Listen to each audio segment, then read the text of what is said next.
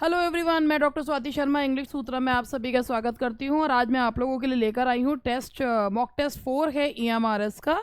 और इसके बाद 5 टेस्ट करवाने के बाद मैं आप लोगों को जो राइटर्स हैं और मेन स्ट्रीम राइटर मतलब इसके जो जो इसमें other parts of the world के राइटर्स वगैरह हैं वो करवाऊंगी और फिर दोबारा से स्टार्ट करूंगी। और इस तरीके से जैसे मैं करवा रही हूँ वो आप देखते रहिएगा। ये मॉक टेस्ट वैसे भी आपको पता है ये मेरे बनाए हुए मॉक टेस्ट हैं, मगर चूंकि पेपर पहले हुआ नहीं है, इस तरीके के पेपर इसके अवेलेबल ही नहीं है। तो जो मैंने ये कि किस तरीके का पेपर में क्या क्वेश्चन पूछे जा सकते हैं, तो मैंने अपने हिसाब से पेपर्स जो है तैयार करें। चलिए इस बात को यहीं पे रोकते हुए अब आगे बढ़ते हैं। मैं अब ऐड करूँगी अपनी किताब का। मेरी किताब है द पाथ टू विक्ट्री। ये मेरे ऐप इंग्लिश सूत्रा ऐप पर अवेलेबल है। आपको करना क्या है पहले मैं इस बुक के बारे में आप लोगों को बता दूं जिनको नहीं पता है। पहली बात, ये किताब जो है वो लिटरेचर, ग्रामर और प्रैक्टिस पेपर तीनों चीज़ कवर करती है। ठीक है जी। इसमें पहले आपका लिटरेचर का सेगमेंट है, यानी कि पूरे literary terms, figures of speech, उसके बाद राइटर्स, सबके क्वेश्चंस हर चैप्टर के ख़त्म होने के बाद लगे हुए हैं। फिर उसके बाद आपका ग्रामर वाला पार्ट, फिर उसके बाद उसके प्रैक्टिस पेपर, छोटे बड़े प्रैक्टिस पेपर्स सब दे रखे हैं। तो आपका कंप्लीट बुक है ये अपने आप में। ग्रामर, लिटरेचर, प्रैक्टिस सेट सभी इसमें लगे हुए हैं। तो ये बुक है, अभी 550 की बुक है ये। और जब तक अमेज़ॉन पे जा नहीं रही है। एक्चुअली अमेज़ॉन के अपने कुछ रूल्स एंड रेगुलेशंस होते हैं कि वो पूरा आपकी जब आप एप्लीकेशन भेजते हैं तो पूरा कुछ टाइम लेते हैं, कुछ ऐसे ही करते हैं। तो हमारा प्रोसेस चल रहा है, तो वो लगभग मतलब 10 दिन से 30 डेज़ का टाइम वो लेते हैं। तो अभी तक हमारा वो उस पर प्लेटफॉर्म पे आई नहीं है बुक। अब जब कब आएगी हमें पता भी नहीं है। तो बेसिकली आप लोग इस बुक को अभी परचेज़ कर सकते हैं हमारे ऐप से। ऐप को डाउनलोड करिए प्ले स्टोर से, इंग्लिश सूत्रा को टाइप करिए प्ले स्टोर से। जब आप ऐप को डाउनलोड कर लेंगे उसके बाद आप लोग उसमें स्टोर में जाकर इस को ख़रीद सकते हैं। स्टोर में जाकर आप इसे परचेज़ कर सकते हैं। स्टोर में जाइए, क्लिक करिए, अपना एड्रेस भरिए और पेमेंट मोड चुनिए और इसको ख़रीद लीजिए। ठीक है, जहाँ इतनी किताबें ख़रीदते हैं एक अच्छी किताब और भी ख़रीद लीजिए। ये हमारा प्रैक्टिस बैच है, नहीं ये हमारा लाइव बैच है। इसके बाद था प्रैक्टिस बैच। ये हमारा लाइव बैच है। 2 घंटा इसमें TGT की क्लासेस चलती हैं और शाम को चलती हैं। और इसकी भी जानकारी अगर आपको चाहिए तो 7895937338 पर आप कॉल कर ले। इसके बाद ये हमारा प्रैक्टिस बैच है TGT का, जिसमें 50 फुल लेंथ टेस्ट पेपर्स करवाए जा रहे हैं। अभी तो चल रहा है ना, ऑनगोइंग है, लाइव है। और इसमें टेस्ट पेपर्स का सॉल्यूशन जो है वो करवाया जाता है। ठीक है जी। उसके बाद ये हमारे कुछ बैचेस हैं, वीडियो बैचेस हैं। वीडियो बैचेस के बारे में मैं बता दूं। वीडियो बैचेस का मतलब ये होता है, ये नहीं है जैसे मैं इस समय वीडियो बनाकर रिकॉर्ड करके डाल रही हूँ। वीडियो बैचेस का मतलब होता है जैसे लाइव क्लास चलती है, हम स्टूडेंट से बात करते रहते हैं। वो लाइव क्लास क्या होती है, चलने के बाद हमारी वो लाइव क्लास जो होती है वो रिकॉर्ड होकर अपने आप डल जाती है। तो स्टूडेंट्स क्या करते हैं भाई, ऑब्वियसली स्टूडेंट्स जो हैं जब पढ़ते हैं, अब जितने स्टूडेंट्स ने एडमिशन ले रखा है सारे के सारे तो आते नहीं है क्लास में।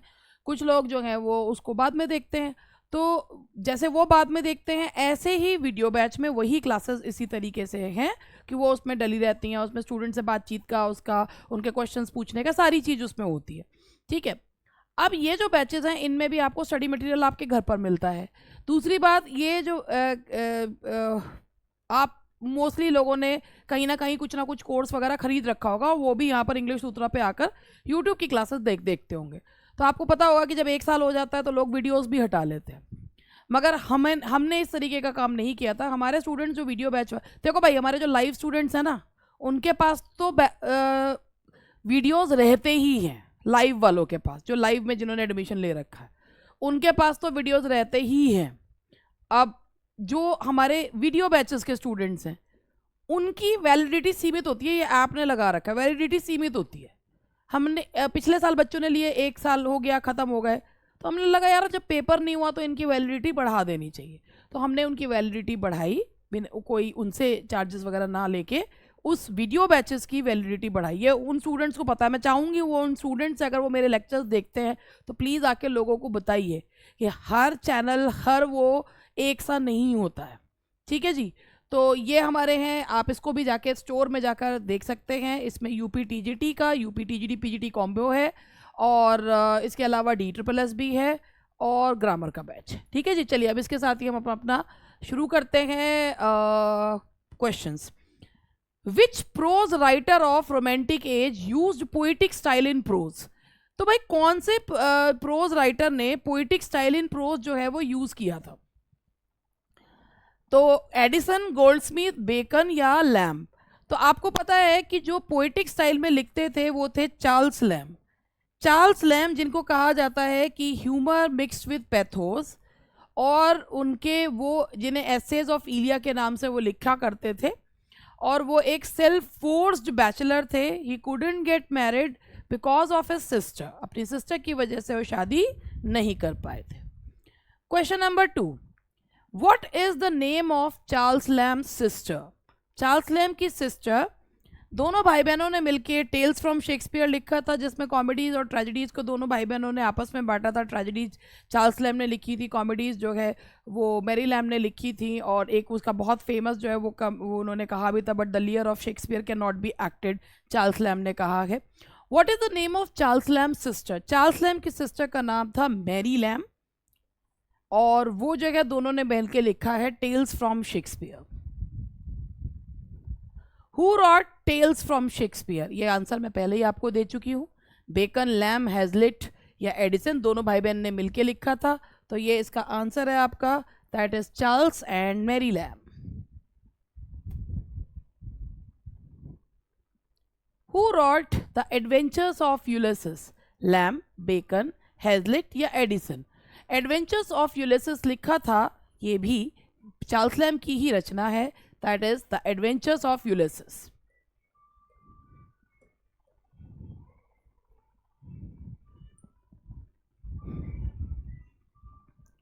Which essayist in English literature was a forced bachelor?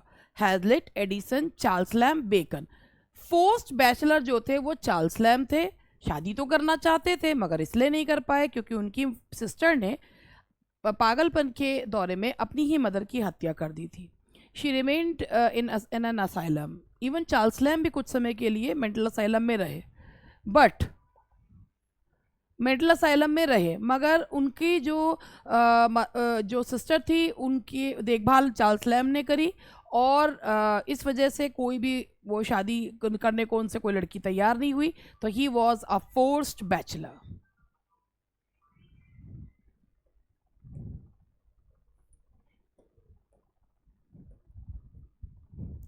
Who wrote The Round Table?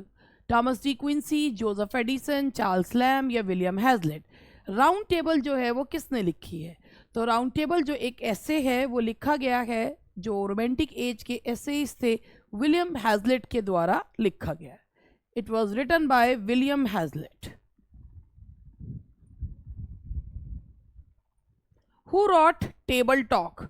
Table Talk भी ऐसे है, किसके द्वारा लिखा गया है? विलियम हैजलिट के द्वारा लिखा गया।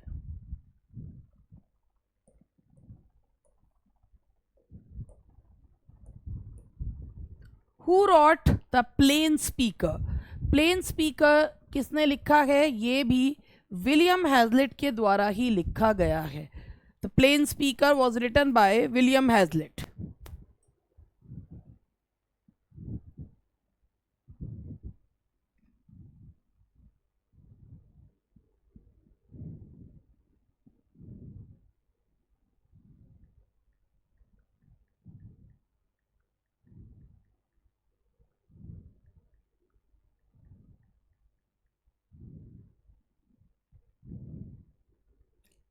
चलिए आगे बढ़ते हैं। मैं सोच रही थी थोड़ा सा आपको अतिरिक्त जानकारी भी दे देती, तो वही मैं आज अतिरिक्त जानकारी ही निकाल रही थी।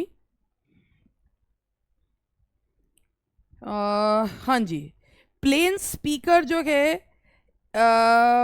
एक ये भी जो है एसेज हैं, और इसमें भी जो है रोमांटिक स्टडीज़ के एसेज हैं। प्लेन स्पीकर, तो ये भी विलियम हैजलिट की ही रचना है, the Plain Speaker. Now the next question is, in July 1880 D. Quincy became editor of a Tory newspaper published in Kendal after its first editor had been dismissed. The Westmoreland Gazette, London Magazine, East India Magazine, Scotland Magazine. तो 1818 में De Quincey, अगर आप De Quincey के बारे में जानते हो तो इन्होंने the confessions of an opium eater नाम का वर्क लिखा है, knocking at the gate in Macbeth लिखा है। तो 1818 में ये कौन सी मैगजीन के कौन से न्यूज़पेपर के एडिटर बने थे? That is the Westmorland Gazette, the Westmorland gazette.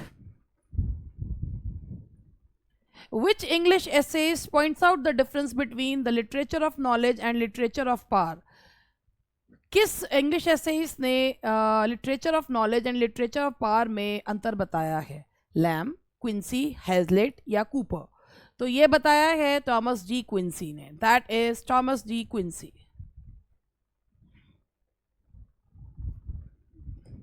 देख लीजिए, थॉमस जी क्विंसी ने बताया।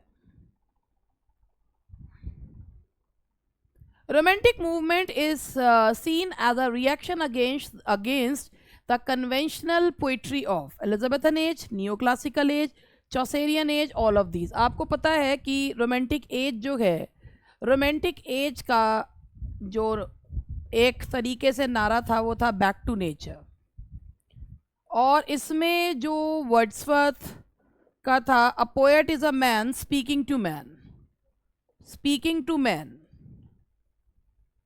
Poet is a man speaking to man. Language कैसी होनी चाहिए? कॉमन एंड प्लेन लैंग्वेज के बारे में बताया, कॉमन प्लेन लैंग्वेज। तो सबसे बड़ी बात कि इसमें जो ये था बैक टू नेचर, यानी कि अर्बन लाइफ को छोड़कर रूरल लाइफ के, ये सारा जो है, इससे पहले जो एज थी नियो क्लासिकल एज, उसमें दे था अर्बन। शैले ने कहा hell is a city much like London, लेकिन जो इससे पहले के राइटर्स थे they used to admire urban life a lot. उसके अलावा वो they gave preference to form rather than the content. तो उन्होंने जो है इसको किसको दिया है? फॉर्म को, यानी कि लिखने के तरीके को प्रेफरेंस दिए, कंटेंट चाहे ट्रिवियल हो कोई फ़र्क नहीं पड़ता। उन्होंने कहा लैंग्वेज कैसी होनी चाहिए, और जो रोमांटिक एज के राइटर्स थे, प्लेन लैंग्वेज होनी चाहिए, ऐसी लैंग्वेज होनी चाहिए कि जो आम आदमी को भी समझ में आए। नियो क्लासिकल एज का क्या कहना था? लैंग्वेज कैसी होनी चाहिए? पेडेंटिक होनी चाहिए, क्लासिकल राइटर्स को फॉलो करती हुई होनी चाहिए। तो ये जो रोमांटिक मूवमेंट था, ये रिएक्शन था किसके अगेंस्ट? नियो क्लासिकल एज के अगेंस्ट। तो ये सारी चीज़ें मैंने इसमें बताई आपको। उसके बाद हम आगे बढ़ते हैं। Who warns his contemporary society against materialism? Keats, Wordsworth, Shelley, Coleridge। आप लोगों ने वर्ड्सवर्थ का ये जो इसका आंसर है वो विलियम वर्ड्सवर्थ है, और आप लोगों ने एक सोनेट जरूर पढ़ रखा होगा, the world is too much with us, जिसमें उन्होंने कहा है कि getting and spending we lay waste our powers, little we see in nature that is ours. तो ये मटीरियलिज्म को उन्होंने पॉइंट आउट करते हुए कहा भाई जो इंडस्ट्रियल रेवोल्यूशन और सब चीज़ की वजह से लोग बहुत ज़्यादा मटीरियलिस्टिक हो गए थे। दो ही एम थे लाइफ में, और वही हैं खाना और वो नहीं, कमाना और स्पेंड करना, और लोग बिल्कुल नेचर से जो है डेविएट हो चुके हैं।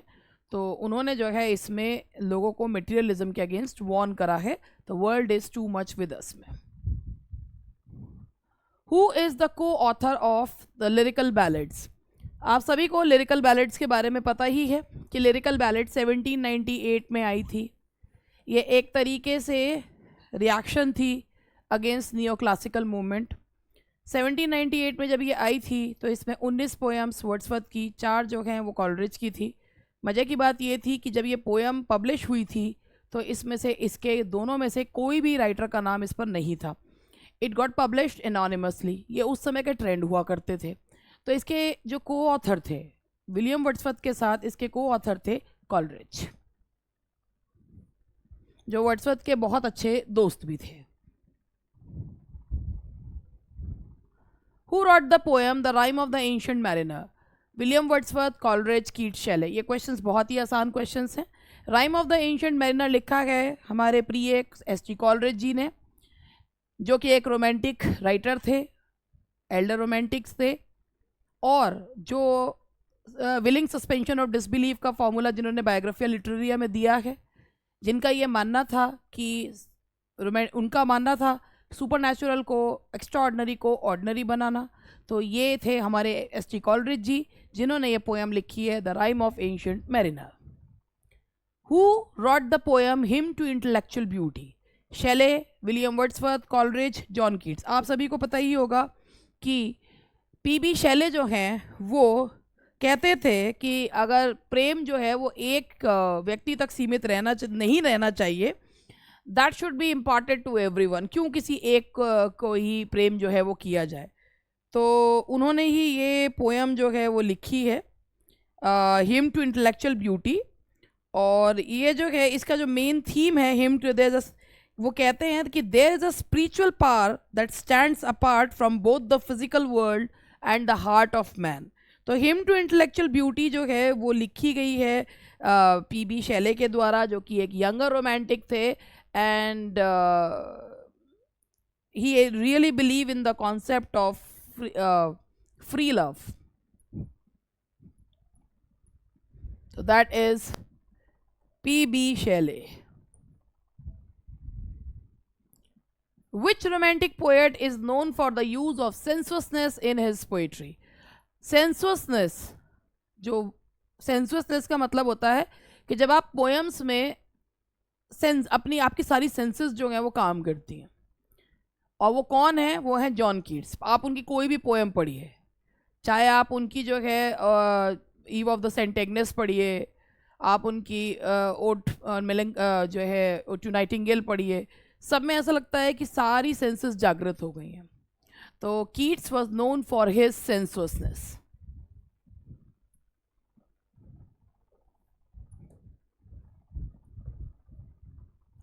How many odes are written by John Keats? John Keats के द्वारा कितने ओड्स जो हैं वो लिखे गए हैं? अब मैं आपको बताऊं कि जहाँ से मैंने ये क्वेश्चन लिया था उसमें 10 दिया हुआ था, मगर हमने जो 1819 में उनके ओड्स वगैरह देखे हैं वो 6 ओड्स हैं। There are 6 odes. तो इसीलिए अब मैं भी आपको बता दूँ, देखिए यहाँ पर मैं देख रही हूँ कि उनके ओड्स जो हैं, मैं अगर कहीं में ओड हैं तो उनके देखो नहीं, इसमें भी मेजर ओड्स भी दे रखे हैं, माइनर ओड्स भी दे रखे हैं, तो हैं तो बहुत सारे। उसमें 10 दिया हुआ था, तो इसमें है ode to Psyche, ode on a Grecian, ode to a nightingale, ode to autumn, ode on melancholy, ode on indolence, ode to fancy, ode to poets, ode to Apollo, ode to Pan, ode to sorrow, Diana, ode to Maia. तो कुल मिला के जो है लगभग 10 odds जो हैं वो हम इनके ले लेते हैं कि इनके लगभग जो हैं वो 10 ओड्स हैं। वैसे 1819 में तो उन्होंने 6 ही लिखे थे, तो लगभग जो है, वैसे तो इनमें से कोई सा भी आंसर जो है मैं नहीं कर रही हूँ, क्योंकि 8 हैं, कहीं पे 6 भी दिए हुए हैं, तो अब क्या माने, छोड़िए इस क्वेश्चन को ही छोड़ देते हैं। Which romantic poet shows much interest in Grecian things? Milton, Keats, Shelley, Coleridge. तो भाई अब आप सोच रहे होंगे ऐसे क्वेश्चन ही क्यों लूँ? भैया ऐसे क्वेश्चन इसलिए लिए जाते हैं आपको बताने के लिए कि भाई ऐसे क्वेश्चन अगर एग्जाम में आ जाए तो क्या करोगे? तो कुछ नहीं कर सकते। तो भैया जो 8 मैंने बताया आपको, मेजर और माइनर पोएट्स जो ओड्स जो हैं उनके, अब आप ही देख लो कितने सारे ओड हैं जो उन्होंने लिखे हैं। तो लगभग 10 ओड्स तो मान ही लेते हैं, और मैंने भी जहाँ पे लिए था उन्होंने 10 ही मान रखे थे। तो कौन से रोमांटिक पोएट जो है वो ग्रेशियन थिंग्स में जो है इंटरेस्ट करते हैं? क्योंकि उनको कहा गया ही वॉज अ ग्रीक, शेले ने कहा है, कीट्स जो है वो ग्रीक कहा है उनको, तो दैट वाज जॉन कीट्स।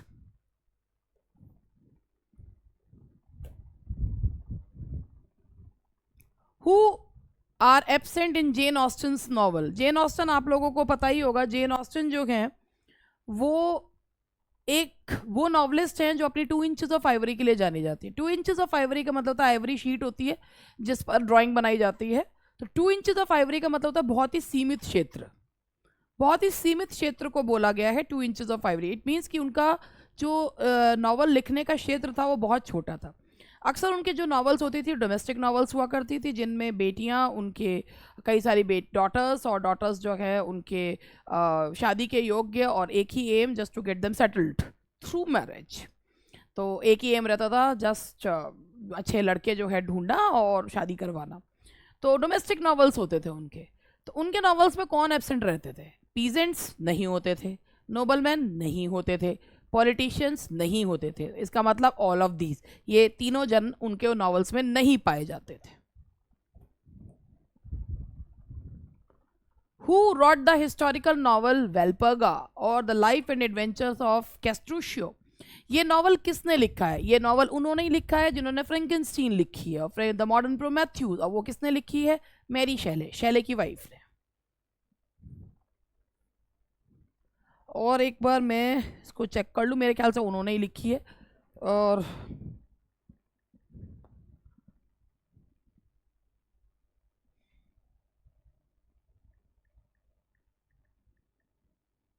हाँ जी, मैरी शेले के द्वारा ही लिखी गई नॉवल है ये, 1823 का नॉवल है ये।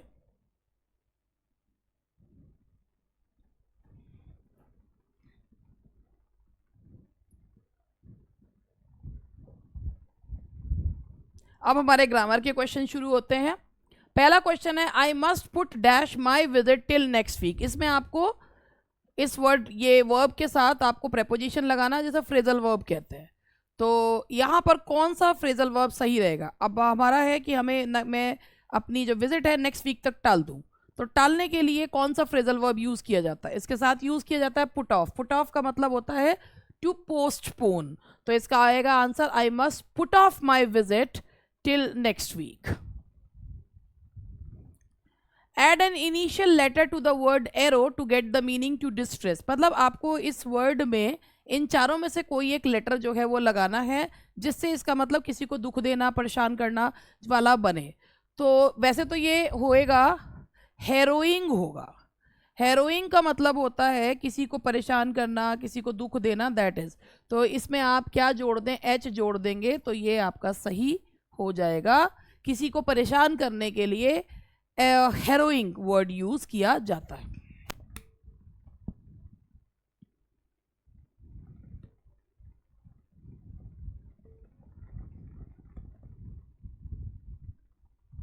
Ravi is married dash his cousin. आपको पता है कि अगर लड़की का नाम पहले होता है तो विद लगाते हैं, और लड़के का नाम पहला होता है तो उसमें प्रेपोजिशन लगता है टू। तो यहां आएगा Ravi is married to his cousin, to his cousin. The dash is one who works on wood. Artifact, artist, artist या आर्टिजन। जो शिल्पकार होता है, काष्ठकार जिसे कहते हैं, उसे इंग्लिश में बोला जाता है आर्टिजन। तो द आंसर इज डी। सही गैस करा आप सभी ने, and that is artesian.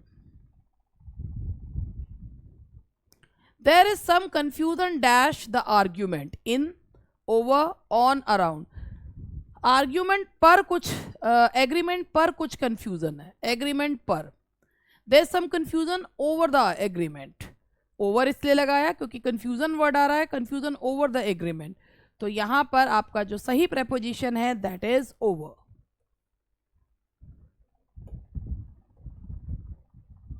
The snake crawled dash its hole. ये अगर ये होल है, ये नीचे को जाके, और यहां से ये स्नेक जा रहा है, तो ये बाहर से अंदर की तरफ जा रहा है। तो बाहर से अंदर की तरफ जाने के जो मूवमेंट होता है उसको क्या कहा जाता है? उसको कौन से प्रेपोजिशन से बताया जाता है? इनटू से। आप पत्थर को बाहर से अंदर की ओर फेंकते हैं तो मूवमेंट कहाँ होता है? बाहर से अंदर की ओर। तो बाहर से अंदर की ओर मूवमेंट के लिए जो वर्ड जो प्रेपोजिशन यूज करते हैं that is into.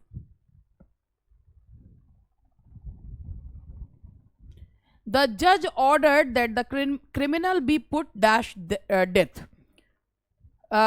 Sentenced to death, put to death, वही मतलब है मृत्यु दंड। तो यहाँ पे आएगा put to death, sentenced to death का ही सेंस है इसमें। More than 50 years have gone by dash Gandhi ji passed away। अगर ऊपर वाले सेंटेंस में प्रेजेंट परफेक्ट है, नीचे वाले में पास्ट इंडेफिनिट टेंस है, टाइम वाला बताया जा रहा है कि जब से गांधी जी की मृत्यु हुई है 50 साल बीत चुके। 50 साल बीत चुके कब से? जब से। तो जब से का जो सेंस दे वहां प्रेपोजिशन यूज करते हैं since.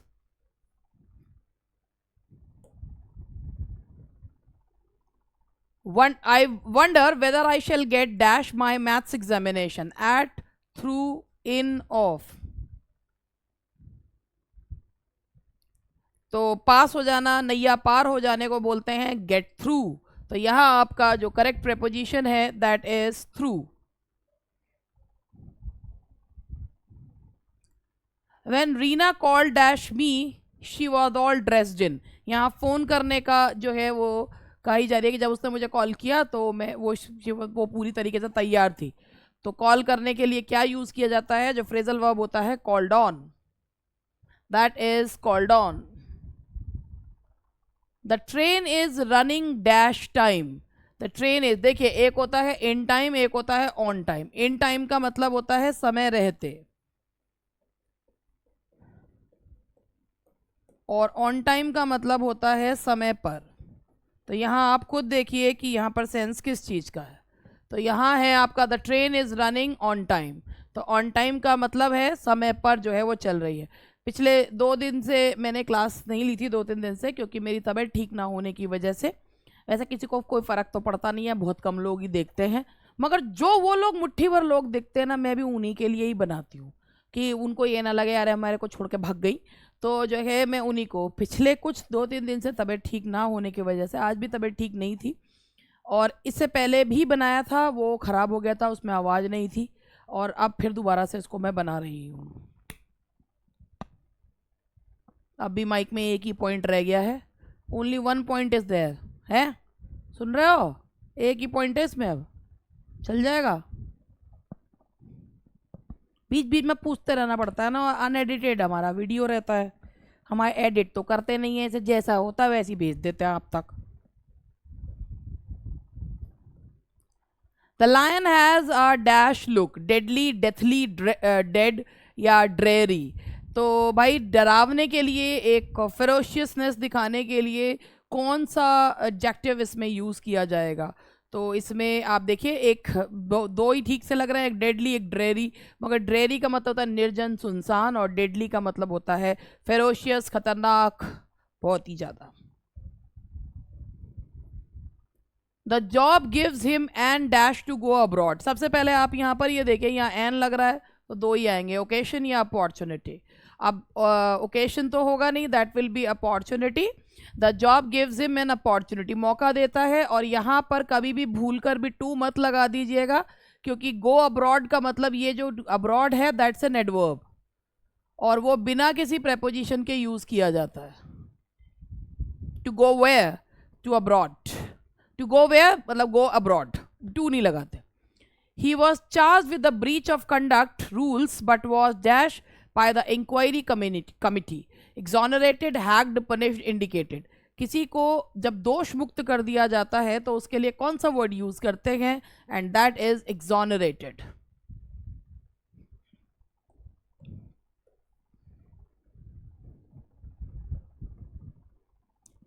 He ran dash the road. आपने एक और चीज भी सुनी होगी कि on the road and in the road, सड़क के बीचों बीच इन द रोड, सड़क के किनारे ऑन द रोड, अक्रॉस होता है किनारे किनारे, किनारे किनारे there were trees across the road, या सड़क के दोनों ओर को भी अक्रॉस बोला जाता है, ही रैन अक्रॉस द रोड। तो किनारे किनारे के लिए वैसे अक्रॉस द रोड ऐसे भी हो सकता है, मतलब किनारे के लिए क्या मतलब ऐसे होता है कि ही रैन अक्रॉस था, मतलब कि दौड़कर उधर एक रोड से दूसरी तरफ को जाने के लिए आप अक्रॉस जो है वो यूज करेंगे, ऐसे यूं, किनारे तो अलॉन्ग हो जाएगा, ही रैन अक्रॉस द रोड, यानी कि ऐसे।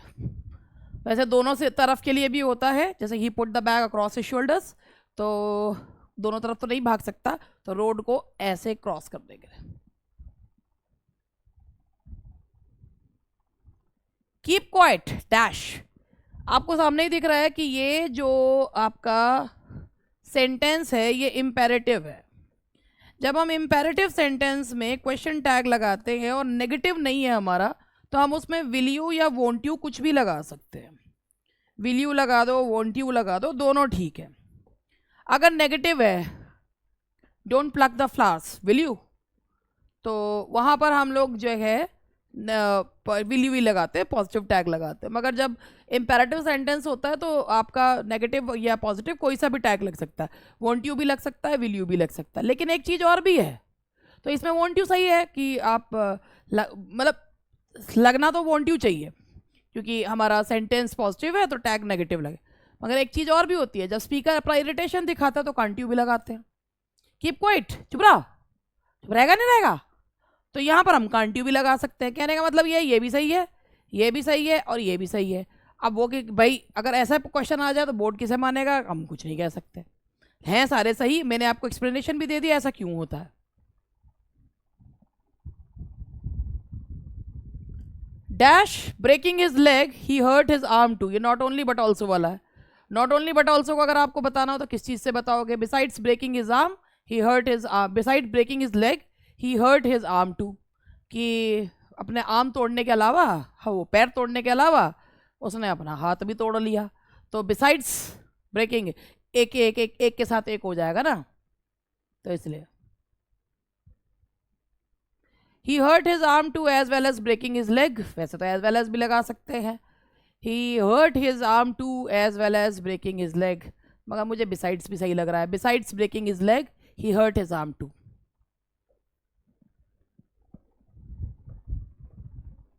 अ फ्लीट ऑफ, फ्लीट जखीरा, और बेड़ा किस चीज का होता है? शिप्स का। तो क्या आएगा यहाँ पर? अ फ्लीट ऑफ शिप्स। तो भैया ऐसा है, मैं पढ़ाते हुए ज़्यादा बकर बकर नहीं करती, ठीक है? क्योंकि कुछ लोग 10 क्वेश्चन जो हैं वो 40 मिनट में करवाते हैं। अब तुम सोच रहे होंगे बताओ अब ये हम मेरा तो 32-33 मिनट में हो जाएंगे, उसमें भी 5 मिनट मैंने अपना ऐड करा है। तो तुम सोच रहे हो बकर बकर करने की क्या करें? बकर बकर करने से बेहतर है कायदे की चीज़ करवा दो, है ना? और क्योंकि बातें भी रोज़ अच्छी नहीं लगती है ना भाई? काम की चीज़ अच्छी लगती है। Please help me, this is an dash sentence. तो ये सेंटेंसेस के टाइप्स आप सभी को पता है। असर्टिव का मतलब होता है स्टेटमेंट, अफर्मेटिव और नेगेटिव। इंपेरेटिव का मतलब होता है जब रिक्वेस्ट करते हैं, कमांड देते हैं, ऑर्डर देते हैं। एक्सक्लेमेटरी जब फीलिंग्स बताई जाती है। Interrogative when we ask a question, इसमें क्या की जा रही है? रिक्वेस्ट। तो यहां पर आप क्या लगाओगे? The answer is imperative. Scientific study of the eye और एंड इट्स डिजीज इज, देखिए आप यहां पर ये देखिए, ये अपने आप आंसर लग गया है। ऑप्थेल्मोलॉजी जो है, लॉजी मतलब स्टडी, तो डर्मा जो वर्ड है स्किन को कहते हैं, डर्मेटोलॉजी जो study of skin, ophthalmology that is study of eyes. तो ये था आज का सेशन जो ख़त्म हुआ। पता नहीं इसमें भी आवाज़ है नहीं है, क्या कह सकते हैं, पता नहीं क्या दिक्कत हो रही है। अभी तो पॉइंट है इसमें माइक में।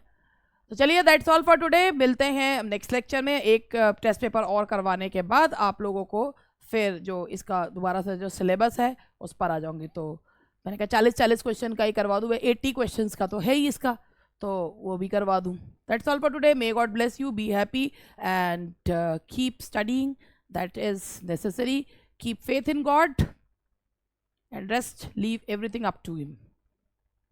Bye bye.